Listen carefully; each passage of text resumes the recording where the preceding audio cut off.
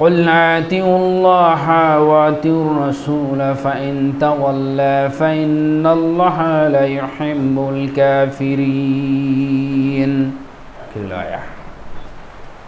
عن أبي هريرة رضي الله تعالى عنه قال قال رسول الله صلى الله عليه وسلم من كذب علي متعمدا فليتبوأ مقعده من النار. রাওয়াহুল বুখারী। প্রশংসা আল্লাহ সুবহানাহু ওয়া তাআলার জন্য, যেই মহান সত্তা তার বিশেষ দয়া এবং অনুগ্রহ দিয়ে আমাদেরকে তার সৃষ্টির ভিতর থেকে তার উত্তম সৃষ্টি মানুষ এবং মানুষের ভিতর থেকে উত্তম মানুষ মুসলিম, মুসলিমের ভিতর থেকে উত্তম মানুষ মুমিনগণ দেরকে আল্লাহ সুবহানাহু ওয়া তাআলা তার দয়া এবং অনুগ্রহ দিয়ে তার প্রিয় স্থান মসজিদে আসার এবং তার কথা এবং তার প্রিয় রাসূলের কথা শ্রবণ করার এবং তার গোসায় সেজদা করার তৌফিক দান করেছেন। সেই মহামুনিবের দরবারে আমরা শুকরিয়া আদায় করি, আলহামদুলিল্লাহ। অতঃপর দরুদ এবং সালাত বর্ষিত হোক পৃথিবীর সর্বশ্রেষ্ঠ এবং সর্বশেষ মহামানবের প্রতি এবং তার আহলে বায়াতের প্রতি। সকলে বলি সাল্লাল্লাহু আলাইহি ওয়াসাল্লাম। আলোচ্য বিষয় মুহাম্মদ সাল্লাল্লাহু আলাইহি ওয়াসাল্লামের নামে মিথ্যা অপবাদ বা তার ইত্তেবার বিপরীত ফলাফল নিয়ে কিছু আলোচনা করে সংক্ষিপ্তভাবে খুতবা শেষ করে দেব ইনশাআল্লাহ। যদিও আকাশের গতিবিধির উপরে সময় আমাদের লজ হয়েছে, কিন্তু ইনশাআল্লাহ আমরা যথাসময়েই সালাতের দিকে অগ্রসর হব। আল্লাহ রাব্বুল আলামিন যেন আমাদেরকে সেই তৌফিক দান করেন, আল্লাহুম্মা আমিন। এবং যারা আটকা পড়ে আছে এ যাবত আল্লাহ রাব্বুল আলামিন যেন তাদেরকে আসার জন্য তৌফিক দান করেন। আমি তো যাই হোক যখন বাড়িতে গোসল করি তখনই প্রচুর মেঘ লাগিয়েছে। আমি খুব শর্টকাট গতিতে বের হয়ে খুব টানিয়ে এসছি এখানে, একেবারে এই যে বালাপাড়া যেটা আমাদের বলে এই পর্যন্ত টানিয়ে এসছি। আসে ওই যে মকসেদ লোকটা আছে, ওনার সঙ্গে আমার একটা মোটামুটি পরিচয় সুসম্পর্ক, ওনার বাড়িতে ঢুকছি, গাড়িটা ওনার বারান্দায় আমি রাখলাম। আর এই যে বৃষ্টি শুরু হলো ওখান থেকে হেঁটে আসলাম ওদের ছাতা নিয়ে। কিন্তু আমাদের আব্দুল করিম ভাই উনি যখন আমি এখানে বের হয়েছি ছাতা নিয়ে তখন উনি আমাকে ফোন দিয়েছেন আমি যাচ্ছি, তখন উনি বোর্ড স্কুলেতেই। তাহলে ওদের কী অবস্থা আল্লাহই জানে। তাই বললাম যে ওইখানকার ছেলে যেগুলো আছে আপনার ট্রেডিং প্রাপ্ত ছেলে ফোন করে দেন, সলাতের সময় তো আর বিঘ্ন ঘটা যাবে না। তা বলছে ঠিক আছে আমি ফোন দিচ্ছি, সুন্দর কথা বলেছে। যাই হোক, আল্লাহ সুবহানাহু ওয়া তাআলা বলছে ওয়ামা তাশাউনা ইল্লা আইয়াশা আল্লাহ, তোমাদের চাওয়া তোমাদের ইচ্ছা নয়, আমি আল্লাহ সুবহানাহু ওয়া তাআলা যে ইচ্ছা পোষণ করি সেটাই চূড়ান্ত। একথা কোরআনুল কারীমে আল্লাহ সুবহানাহু ওয়া তাআলা বলছেন আমপারার সূরার ভিতরে। যাই হোক, অবাধ্যতা এমন এক জিনিস যা মানুষকে দুনিয়া এবং আখিরাত ক্ষতিগ্রস্ত করে। মুহাম্মদ সাল্লাল্লাহু আলাইহি ওয়াসাল্লাম পৃথিবীতে আগমন এমনি আসেননি, আল্লাহ সুবহানাহু ওয়া তাআলা থেকে প্রেরিত রসুল করে পৃথিবীতে আগমন ঘটিয়েছেন। যেমন আদম থেকে মুহাম্মদ পর্যন্ত এর মাঝখানে যত নবী রসুলগণ এসেছেন তাদের বার্তা বাহক হিসেবেই আল্লাহ সুবহানাহু ওয়া তাআলা পৃথিবীতে পাঠিয়েছেন যে তোমরা আমাদের যে নবী রসুল পাঠিয়েছেন তোমরা আমার তাওহীদের প্রচার প্রসার ঘটাও এবং আমি যে দিন দিয়েছি সেই দিনকে একনিষ্ঠভাবে তোমরা মানার জন্য প্রস্তুত হও এবং আদেশ করো এবং তোমাদের দিকে ডাকাও। একথা আল্লাহ সুবহানাহু ওয়া তাআলা স্পষ্টভাবে কোরআনুল কারীমে বলেছেন, ওয়ালাকাদ বাআসনা ফি কুল্লি উম্মাতির রাসূলান আন ইউবুদুল্লাহ ওয়াজতানিবুত তাগুত। আমি প্রত্যেক যুগে নবী এবং রসুল প্রেরণ করছি এই মর্মে যে তারা যেন আল্লাহর দাসত্ব করে, ইবাদত করে, আনুগত্য করে এবং তাগুতকে বর্জন করে। ঠিক অনুরূপভাবে শেষ নবী চূড়ান্ত নবী মুহাম্মদ সাল্লাল্লাহু আলাইহি সাল্লামকে আল্লাহ পাঠিয়ে দিলেন। শুধু তাওহীদের ডাক তাই নয়, তাওহীদের ডাক মূল এখানেই সীমাবদ্ধতা নয়, মুহাম্মদ সাল্লাল্লাহু আলাইহি সাল্লাম হচ্ছেন তারপরে যত লোক আসবে সমস্ত লোকের ইবাদত জগতের আর্কিটেকচার বা ইঞ্জিনিয়ার হচ্ছেন মুহাম্মদ সাল্লাল্লাহু আলাইহি ওয়াসাল্লাম। তার দেখানো পথ এবং পদ্ধতি অনুযায়ী যদি মানুষ না চলে, যতই দাড়ি টুপি থাক, যতই জুব্বা পাগড়ি থাক, যদি না চলে, তাহলে সে কিয়ামতের দিন নাজাত পাবে না। চূড়ান্তভাবে আল্লাহ সুবহানাহু ওয়া তাআলা বলেছেন, এবং আল্লাহ যে ফতুয়া নাজিল করেছেন এটা আমি বলবো ইনশাল্লাহ। আমি আয়াতগুলো দুই একটা পড়ব, বেশি পড়ব না। আমার তদন্ত অনুযায়ী আমি বলেছি, প্রায় জায়গায় আমি খুতবা দিতে যাই, বলি যখন আমি এখানে আসি না, অন্য জায়গায় যাই। এর আগে যখন ইমামতির আগে আমি যত জায়গায় গিয়েছি, যত বড় বড় মসজিদে যাও, ছোটো মসজিদে যাও, আমি বলেছি কথা তদন্ত করে যে কোরআন কারীম থেকে বলতে হবে এবং হাদিস থেকে বলতে হবে, তাহলে নাজাত পাওয়া যাবে। নিজের মন গড়া কথা দিয়ে নাজাত হবে না। আল্লাহ রাব্বুল আলামিন বলছেন সূরা আল ইমরান 30 নম্বর আয়াত, কুল ইন কুনতুম তুহিব্বুনাল্লাহ ফাত্তাবিউনি ইউহিব্বুকুমুল্লাহ ওয়া ইয়াগফির লাকুম যুনুবাকুম ওয়াল্লাহু গফুরুর রহিম। হে নবী, তুমি বলে দাও, তারা যদি আল্লাহকে ভালোবাসতে চায়, তার আগে যেন আমি যে রসুল প্রেরণ করেছি মুহাম্মদ সাল্লাল্লাহু আলাইহি সাল্লাম, সেই মুহাম্মদ সাল্লাল্লাহু আলাইহি সাল্লামকে যেন তারা ভালোবাসে। তাহলে শর্ত আল্লাহ লাগিয়ে দিলেন কি? হে নবী, তুমি বলো, তারা যদি আল্লাহকে ভালোবাসতে চায়, তার প্রথম শর্ত হচ্ছে আমি যে রসুল প্রেরণ করেছি তোমাকে, তাকে ভালোবাসতে হবে। ফাত্তাবিউনি, এবং তার আনুগত্য, তার সিস্টেম, তার ক্যারাকটি, তার মডেল, তার আদর্শ, তাদেরকে, তার তরিকা তাদেরকে ধারণ করতে হবে। এটার নাম ভালোবাসা। ফাত্তাবিউনি, তারা যেন এই ফাত্তাবিউনিটা মেনে নেয়। এটা যদি তারা করে, তাহলে আমি এই বান্দাদের ওপর কীরূপ খুশি এখন দেখেন। আল্লাহ তাআলা বলছেন, আমি তাদের পাপগুলোকে মার্জনা করে দিব। এটা কি সুসংবাদ আল্লাহ মেসেজ দিচ্ছেন। আমি আল্লাহ বলছেন, এভাবে আল্লাহ বলছেন, আমি আল্লাহ বলছি আমি তাদের পাপগুলোকে আমি মিটিয়ে দেব। পাপ শুধু মিটিয়ে দিয়েই আমি আল্লাহ সুবহানাহু ওয়া তাআলা ক্ষান্ত হব না, আমি তাদের প্রতি রহমত নাজিল করব। শুধু রহমত নাজিল করে আমি আল্লাহ ক্ষান্ত হব না, আমি তাদেরকে ভালোবাসবো। কয়টি অপশন? 3টি অপশন। শর্ত কি? মুহাম্মদ সাল্লাল্লাহু আলাইহি সাল্লামকে ভালোবেসে তার এতায়েত, তার আনুগত্য, তার আদর্শ, তার তরিকা নিজের জীবনে, নিজের পরিবারের জীবনে, পারিবারিক জীবন, সামাজিক জীবন, রাষ্ট্রীয় জীবনে যে যেখানে দায়িত্বশীল অবস্থায় আছে মেনে নিতে হবে, নিয়ে তার আদর্শ বাস্তবায়ন করতে হবে। তাহলে আল্লাহ সুবহানাহু ওয়া তাআলা তাদেরকে পাপগুলো মার্জনা করে দিবেন, তাদের প্রতি ক্ষমা করবেন, তাকে আল্লাহ ভালোবাসবেন এবং রহমত করবেন। এ কথা আল্লাহ রাব্বুল আলামিন বললেন সূরা আল ইমরান আয়াত নং কত বলেছি? 30। এই কথা বলার পর আল্লাহ রাব্বুল আলামিন 31 নম্বর আয়াতে এত কঠোরভাবে কথা বললেন কেন? কেন বললেন? দেখেন, আল্লাহ বলছেন, কুল আতিউল্লাহ ওয়া আতিউর রাসূল ফাইন তাওয়াল্লাহ ফাইন্নাল্লাহা লা ইউহিব্বুল কাফিরিন। হে মুহাম্মদ সাল্লাল্লাহু আলাইহি সাল্লাম, তুমি তাদেরকে মেসেজটা দাও কি?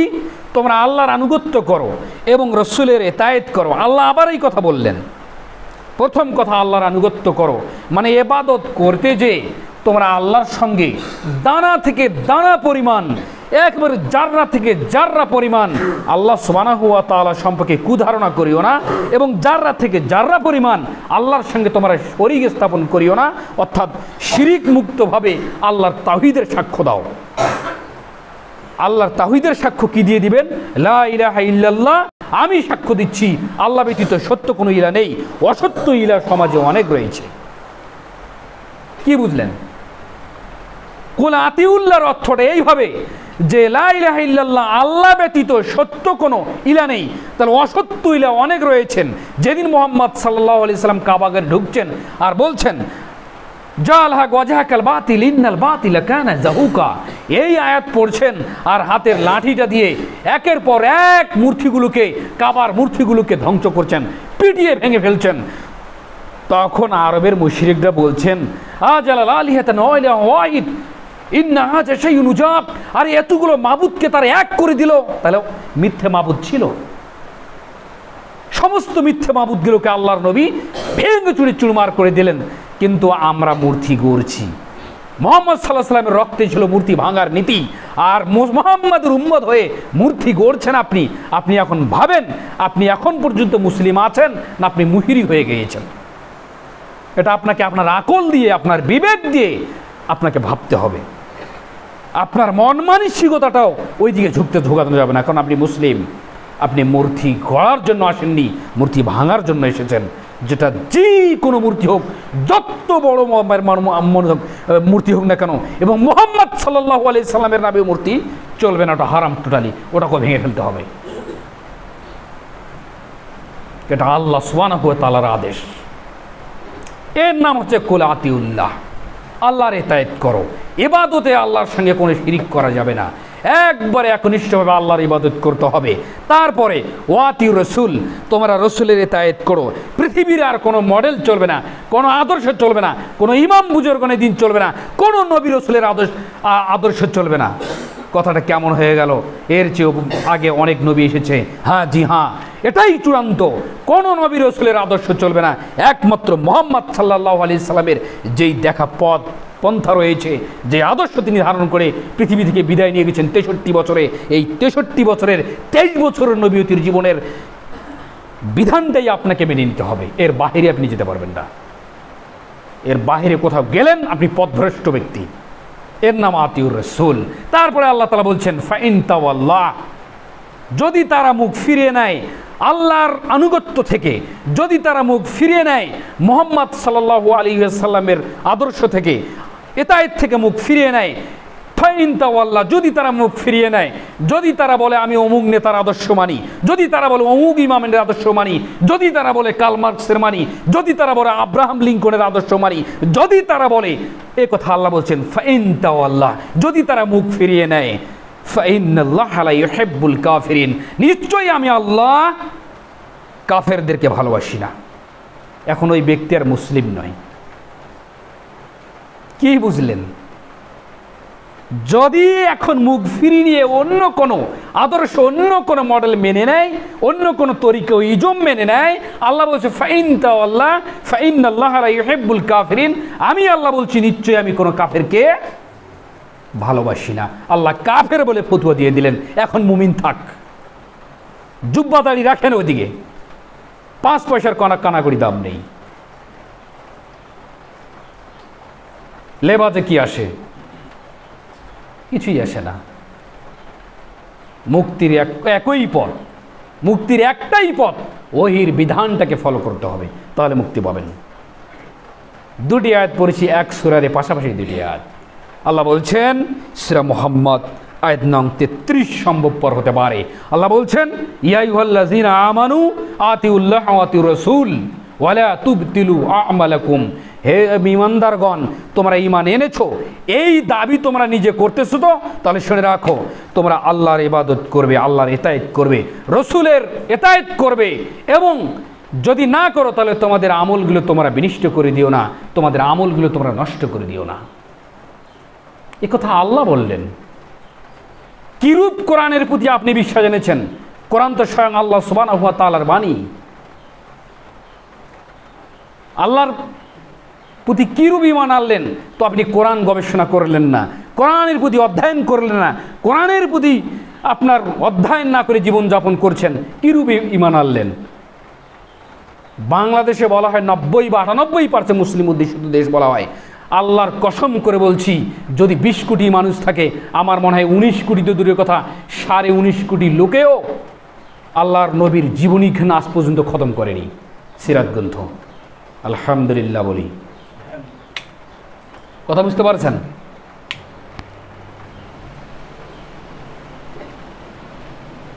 এটা আমি নিশ্চিত। কেন? এই জীবনের উপরে যদি আমরা কোনো অনুষ্ঠান করি বা প্রশ্নোত্তর করি, লাজবাব হয় না। আমরা অনেক জায়গায় আমরা অনেক প্রোগ্রাম করেছি, অনেক প্রোগ্রামে আমি ছিলাম, মুসল্লি ছিলাম, ব্যক্তি হিসেবে ছিলাম, কাজ হয় না। সিরাত গ্রন্থ পড়া হয়নি আজ পর্যন্ত। সিরাত পড়তে হবে, আল্লাহর নবীর জীবনী পড়তে হবে। আল্লাহর নবীর জীবনী পড়লে বুঝবেন কোরআন কী জিনিস, আর কোরআন পড়লে বুঝবেন আল্লাহর নবী কী জিনিস। এইভাবে আল্লাহ রব্বুল আলামিন বললেন কথাগুলো। এভাবে যদি একাধিক আয়াত পড়া যায়, প্রায় 42টি আয়াত টেনে আনা যাবে, কিন্তু অতগুলো মুখস্থ নেই, অনুবাদ পড়া যেতে পারে। যাই হোক, হাদিসের দিকে যাই, সময় খুব সংকীর্ণ। আবু হুরায়রা রাদিয়াল্লাহু তাআলা আনহু বলেন, রাসূল সাল্লাল্লাহু আলাইহি ওয়াসাল্লাম বলেছেন, মান কাযাবা আলাইয়া মুতাআম্মাদান ফালিয়াতাবাহু মাকাদাহু মিনান নার। রাসূল সাল্লাল্লাহু আলাইহি ওয়াসাল্লাম বলছেন, কেউ এমন কোনো কথা বলল যেই কথা মুহাম্মদ সাল্লাল্লাহু আলাইহি ওয়াসাল্লাম আমি বলিনি, তার থাকার জায়গা সরাসরি জাহান্নাম। হাদিসটি কিভাবে নেবেন? আপনি আপনার মতো ব্যাখ্যা করলে তো হবে না, ব্যাখ্যাকারের ব্যাখ্যা অনুযায়ী আপনাকে এই হাদিস নিতে হবে। যেই ব্যাখ্যা স্বয়ং মুহাম্মদ সাল্লাল্লাহু আলাইহি সাল্লাম দিচ্ছেন, যেই ব্যাখ্যা সাহাবীগণ দিয়ে নিজে তারা বুকে ধারণ করে ইবাদত করেছেন, তাদের ব্যাখ্যা আপনাকে আমাকে নিতে হবে। মান কাযাবা আলাইয়া মুতাআম্মাদান ফালিয়াতাবাহু মাকাদাহু মিনান নার। কেউ এমন কোনো কথা বলল যে কথা মুহাম্মদ সাল্লাল্লাহু আলাইহি সাল্লাম বলেনি, তার থাকার জায়গা জাহান্নাম। হাদিসের নামে জালিয়াতি এদেশের মাটিতে একটা বই পাওয়া যায়, খন্দকার আব্দুল্লাহ জাহাঙ্গীর স্যার রাহিমাহুল্লাহর, শুধু হাদিস বইটি পড়ে দেখবেন হাদিসের নামে কত জালিয়াতি। আর হাদিসের প্রমাণিকতা নামে একটি বই পাওয়া যায়, এই দেশের মাটিতে উচ্চশিক্ষিত মানুষ ডক্টর প্রফেসর মোহাম্মদ আসাদুল্লাহ আল গালিব হাফিজাহুল্লাহ তাআলা আহলে আন্দোলনের আমির, হাদিসের নামে প্রমাণিকতা পড়ে দেখবেন কিভাবে হাদিসের নামে এদেশের মাটিতে চলছে মিথ্যে বাণী চলছে। বলছে দেশকে ভালোবাসা ঈমানের অঙ্গ, জাল কথা, এসব জাল কথাবার্তা। এ কথা মুহাম্মাদের নামে চালানো হলো। তো আল্লাহ নবী বলছেন, মান কাযাবা আলাইয়া মুতাআম্মাদান ফালিয়াতাবাহু মাকাদাহু মিনান নার। কেউ এমন কোন কথা বলল যে কথা মুহাম্মদ সাল্লাল্লাহু আলাইহি ওয়াসাল্লাম আমি বলিনি, তার থাকার জায়গা চূড়ান্ত জাহান্নাম। আর একটা সিরিজ আপনাকে আমি দেখাই দিচ্ছি, বিংশ শতাব্দীর সবচেয়ে বড় হাদিসের বিশারদ পণ্ডিত আল্লামা নাসিরুদ্দিন আলবানী জাওয়াইব হাদিসের সিরিজ। হাদিসগুলো পড়লেই মনে হয় জীবন শেষ, এত জাল হাদিস সমাজের মধ্যে পরিচালন। তার একটা প্র্যাকটিক্যাল জাল হাদিস, অনেক জায়গায় দেখবেন হাতে তসবিহ নিয়ে তসবিহ দাঁড়ানো চলছে। মুহাম্মদ সাল্লাল্লাহু আলাইহি ওয়াসাল্লাম তসবিহ গণেছেন, মুহাম্মদ সাল্লাল্লাহু আলাইহি ওয়াসাল্লাম হাতে তসবিহ গণেছেন, আমরা গণেছি গুঠিতে। চলছে এভাবে। মায়েশা সিদ্দিকা রাদিয়াল্লাহু তাআলা আনহা বলেন, রাসূল সাল্লাল্লাহু আলাইহি ওয়াসাল্লাম বলছেন, মান আমিলা আমালান লাইসা আমরুনা ফাহুয়া রাদ্দুন। এমন কোন আমল করলো যে আমল মুহাম্মদ সাল্লাল্লাহু আলাইহি ওয়াসাল্লাম করেনি, সেই আমল প্রত্যাখ্যাত, সে আমল বাতিল। সহিহ বুখারীর হাদিস। কিভাবে আপনি নেবেন? বুখারী মানে আসমানের নিচে জমিনের উপরে কোরআনুল কারীমের পরে যেই গ্রন্থ, বিশুদ্ধ গ্রন্থ, সেটা হচ্ছে সহিহ বুখারী এবং মুসলিম। কিভাবে নেবেন? হাজারো জাল আমল চলছে, হাজারো জৈব আমল চলছে সমাজের উপরে। আমলে আপনাকে জাহান্নামে নিয়ে যাবে, এ কথা আল্লাহ বলছেন। আমিলাতুন নাসিবা তাসলা নারান হামিয়া। ইবাদত করতে করতে মানুষ ক্লান্ত হয়ে গেছে, ইবাদতে ক্লান্ত আসে, এমনও গরম যায়, তারপরে ফজরে উঠে সালাত আদায় করতে আসছেন, এমনও তীব্র গরম যায় সার সালাত আদায় করছেন, বিদ্যুৎ নেই, তারপরও কেন? আল্লাহকে ভয় করছেন। কিন্তু ইবাদতের মাঝে যদি শিরক থাকে, ইবাদতের মাঝে যদি বিদআত থাকে, ইবাদতের মাঝে যদি মুহাম্মদ সাল্লাল্লাহু আলাইহি সাল্লামের অনুমোদন কোনো ইবাদত না থাকে, ওই ইবাদতে আপনাকে জাহান্নাম নিয়ে যাবে। কেন? আল্লাহর নবী সেই কথাই বললেন এবং আল্লাহ তাআলা সে কথা বলছেন। মান আমিলা আমালান লাইসা আমরুনা ফাহুয়া রাদ্দুন। একই ক্যারাকটির হাদিস আবু হুরায়রা রাদিয়াল্লাহু তাআলা থেকে বর্ণিত। শর্টকাট বলছি, সময় সাপেক্ষে, অন্যদিন কথা হবে ইনশাআল্লাহ। জাবির রাদিয়াল্লাহু তাআলা আনহু বলছেন, বর্ণিত, তিনি বলেন, কোন একদিন আমরা রাসূল সাল্লাল্লাহু আলাইহি সাল্লামের সাথে বসা ছিলাম কিছু সাহাবী, ওখানেই ছিল আবু বকর সিদ্দিক রাদিয়াল্লাহু তাআলা আনহু। পূর্বে একটা কথা বলেছি, কোন নবী রাসূলের আদর্শ চলবে না। এখন দেখেন সহিহ বুখারীর 34-এর পরে হাদিস, 34-এর পরে হাদিস। আমরা কিছু সংখ্যক সাহাবী রাসূল সাল্লাল্লাহু আলাইহি সাল্লামের আশপাশে বসা ছিলাম। এমতো অবস্থায় ওমর রাদিয়াল্লাহু তাআলা আনহু তাওরাতের একটা কপি নিয়ে আসলেন, এসে বলছে, ইয়া রাসূলুল্লাহ, এই যে তাওরাত কার উপর নাজিল হয়েছে? মূসা আলাইহিস সালামের উপরে নাজিল হয়েছে। আল্লাহর নবী, এই যে তাওরাত। আল্লাহর নবী মাথা উঠালেন না, তারপরে বলছেন, আল্লাহর নবী, এই যে তাওরাত, তাওরাত আমি পড়ি, খুব ভালো ভালো কথা। আল্লাহর নবীর সামনে তাওরাতের কিছু অংশ পড়া হচ্ছে, আল্লাহর নবী কিন্তু মুখ উঠায়নি এখন পর্যন্ত। গোটা সম্বশরীর মুখের আকৃতি রাগে অগ্নিশর্মা হয়ে গেছে। তখন কিন্তু আবু বকর সিদ্দিক বুঝতে পারছে ঘটনা খুব জটিল। তখন আবু বকর বলছেন, হে উমর, তোমার পিতামাতা ধ্বংস হোক, তোমার পিতামাতা কুরবান হয়ে যাক, তুমি কি আল্লাহ এবং তার রাসূলের চেহারার দিকে তাকাও না? কে বুঝলেন ঘটনা? এই কথা যখন বললেন তখন উমর রাদিয়াল্লাহু তাআলা আনহু আল্লাহর নবী সাল্লাল্লাহু আলাইহি সাল্লামের চেহারার দিকে তাকালেন। দেখছো অবস্থা তো খুব জটিল, একবারে জটিল। তখন উমর রাদিয়াল্লাহু তাআলা আনহু বলছেন, রাজিতু বিল্লাহি রাব্বান ওয়া বিল ইসলাম দীনান নবী মুহাম্মাদিন নাবিয়ান। এই দোয়াটা পাঠ করলেন, রাজিতু বিল্লাহি রাব্বান, আমরা মুসলিম হয়ে আমরা যে রবকে পেয়েছি সেই রবের উপর আমরা খুশি, যেই মোহাম্মদ নবীকে পেয়েছি তাকে পেয়ে খুশি, যে দিন আল্লাহ আমাদের উপর নাজিল করেছে সেই দিনকে পেয়ে আমরা খুশি। এই দোয়াটা পাঠ করলেন। তখন আল্লাহ নবী মাথা উঠে বলছেন, হে উমর, তুমি তাওরাত পড়ছো, তুমি তাওরাত পড়ছো উমর, শোনো, লাউকান হাইয়া আদরাকা নবুয়তি লাত্তাবানি, আজকে যদি উমর বেঁচে থাকতো, হে উমর, উমর না, আজকে যদি মুসা আলাইহিস সালাম বেঁচে থাকতো, তাহলে আমার পিছনে পিছনে আমার আনুগত্য ছাড়া তার বাছার কোনো পথ ছিল না। মুসা কত বড় নবী জানেন? মুসা কত রাগী নবী। পৃথিবীতে এত রাগী নবী আল্লাহ প্রেরণ করেননি, মানে এত রাগী মানুষ আর প্রেরণ করেননি মুসা আলাইহিস সালামের মধ্যে। যা বলবে তাই করে ছেড়ে দিবে। একটা থাপড় দিয়ে একটা দুর্দান্ত লোককে ওখানেই মেরে ফেলেছে। এবং যেদিন মালাকুল মাউত, যাকে আপনারা আজরাইল বলেছেন, আজরাইল কোরআন হাদিসের ভাষা নয়, কোরআনের ভাষা হচ্ছে মালাকুল মাউত। মালাকুল মাউত যেদিন মুসা আলাইহিস সালামকে মারার জন্য এসেছিলেন, বলছে তোমার তো আদেশ হয়ে গেছে, মালাকুল মাউতকে একটা থাপড় মেরেছিলেন মুসা আলাইহিস সালাম। এই থাপড়ের চোটে চোখ দিয়ে ধাপচা দেখেছিলেন মালাকুল মাউত। মালাকুল মাউত মানে জানেন, যার সামনে একবার হাজির হবে ওটা শেষ টাইম। কিন্তু নবী রাসূলের ক্ষেত্রে ভিন্ন। নবী রাসূলের কাছে দুইবার মালাকুল মাউত আসে। কেন? একবার সতর্ক করতে আসে, আপনি তৈরি হয়ে যান, আপনাকে আল্লাহ মৃত্যুর জন্য মেসেজ দিয়েছে। যখন এই কথা বলেছে আপনার মৃত্যুর সময় এসে গেছে, একটা থাপড় দিয়েছে, মালাকুল মাউতের চোখ দিয়ে ঝাপসা দেখেছেন। মালাকুল মাউত ফিরে যা আল্লাহকে বলছে, কোন পয়গম্বরের কাছে পাঠালেন? এত রাগী, এত রাগী, আমি মইতের কথা বলতেই আমাকে থাপড় মেরেছে। কথা হুমশি খেলি নয়, সিরাত গ্রন্থ পড়বেন, সিরাত গ্রন্থ ডক্টর আসাদুল্লাহ আল গালিব হাফিজাউল্লাহর, দলিল টু দলিল, কোরআনের আয়াত টু আয়াত, হাদিস টু হাদিস। তখন আল্লাহ তো সবই দেখছেন, সবই শুনছেন।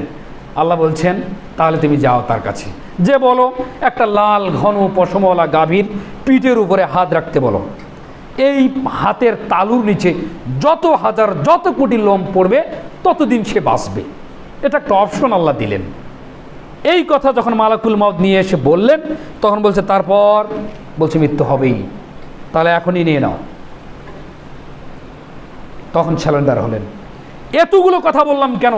এত বড় নবী, তারপরও আল্লাহ নবী বলছেন, লাউকানা হাইয়া আদরাকা লাবুয়াতি লাত্তাবানি, যদি মুসা বেঁচে থাকতো, আমার অনুসরণ ছাড়া, আমার এতায়েত ছাড়া, আমার আনুগত্য ছাড়া কিয়ামতের দিন মুক্তি পেত না।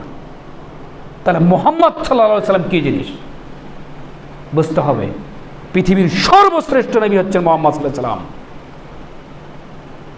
মুহাম্মদ এমন একজন ব্যক্তি যার আনুগত্যই নাজাত, তার অবাধ্যতাই জাহান্নাম।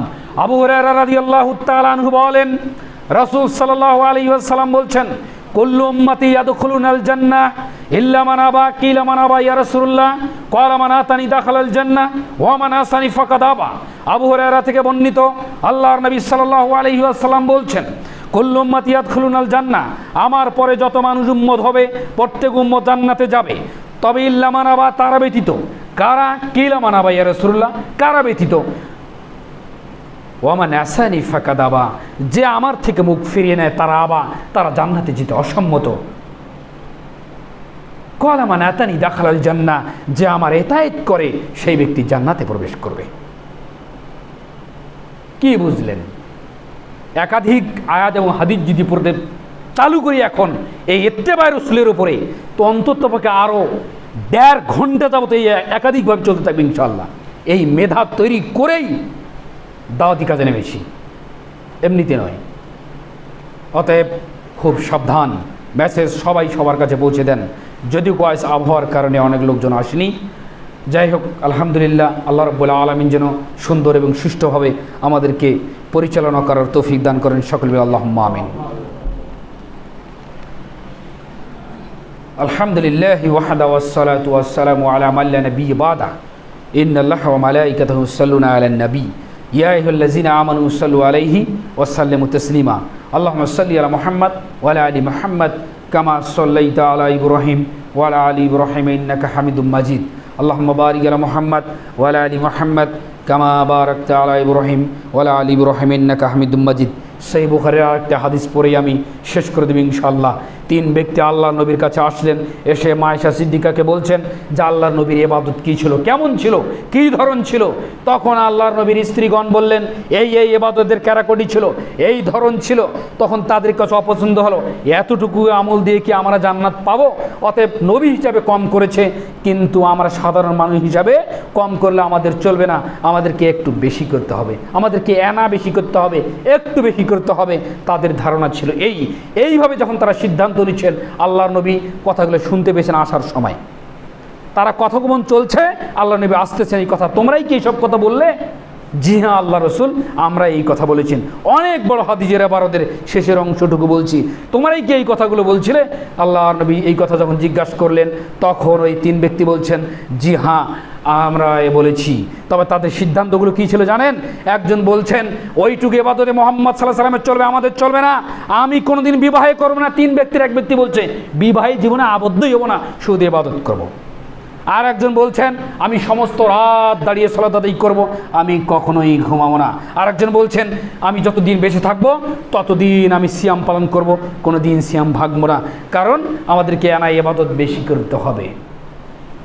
সিদ্ধান্ত খারাপ না ভালো? বলেন খুব ভালো, কারণ আল্লাহ সন্তুষ্টির জন্য তো এগুলো তারা নিয়ত করেছে। এই কথাগুলো যখন মুহাম্মদ সাল্লাল্লাহু আলাইহি ওয়াসাল্লাম শুনতে পেয়েছেন, তখন বলছে তোমরাই কি এই কথা বলেছিলে?